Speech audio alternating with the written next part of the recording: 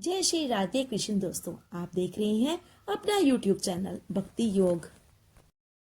भगवान श्री हरि विष्णु और माता लक्ष्मी का आशीर्वाद आप सब पर बना रहे। कल हमने माघ मास महत्तम का 11वां अध्याय सुना था। आज हम शुरू कर रहे हैं माघ मास महत्तम का 12वां अध्याय। प्रेम से बोलिए श्री हरि विष्णु भगवान की जय, माता लक्ष्मी की जय। यमदूत बोले, जो पुरुष प्रसंग वंशवी मास की दोनों एकादशियों को व्रत रखता है, वह यम के दुखों को कदापि प्राप्त नहीं करता और तीनों लोकों में भी उसके समान कोई शुद्ध आत्मा पुरुष नहीं होता। एकादशी पाप नाशक भगवान पद्मनाभ के दिन मनाई जाती है।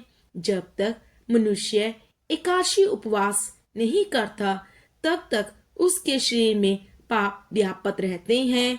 हजारों अश्वमेध यज्ञ और सैकड़ों वाजसूय यज्ञ भी एकादशी उपवास की 16वीं कला के समान नहीं है।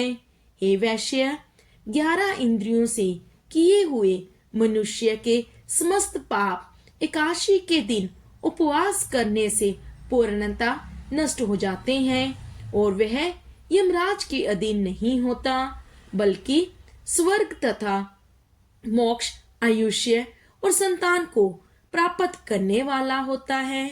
हे वैश्य, गंगा, गया, काशी, पुष्कर, कुरुक्षेत्र, यमुना तथा चंद्रभागा आदि तीर्थ भी हरि भगवान के दिन यानी एकादशी व्रत के समान नहीं है। हरि दिन को उपवास रखकर रात्रि में जागने से पिता, माता और पत्नी के कुलों के 10 पुरखों तक का उद्धार हो जाता है और वे संसार से निर्मुक्त होकर भगवान श्री हरि विष्णु के लोक को चले जाते हैं। हे वैश्य, बाल, युवा, वृद्ध सभी पापी एकादशी के दिन उपवास करने से नरक में नहीं जाते। 3 एकादशी उपवास करके और तीर्थ में स्नान करके सोना, तिल और गौ आदि का दान करने वाले मनुष्य सीधे स्वर्ग को प्राप्त होते हैं और ऐसा ना करने वाले सदा दुखी रहते हैं।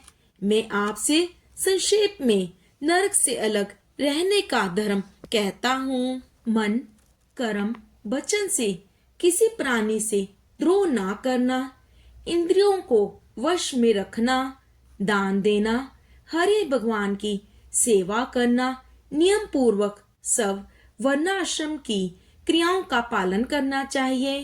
हे वैश्य, मैंने तुमसे यह संपूर्ण वृतांत कह सुनाया। अब और क्या सुनना चाहते हो कहो। पद्म पुराण ग्रंथ 12वां अध्याय समाप्त। बोलिए श्री हरि विष्णु भगवान की जय, माता लक्ष्मी की जय। तो आज हमने सुना माघ मास महात्म का 12वां अध्याय। कल हम सुनेंगे माघ मास महात्म का 13वां अध्याय। बोलिए श्री हरि विष्णु भगवान की जय।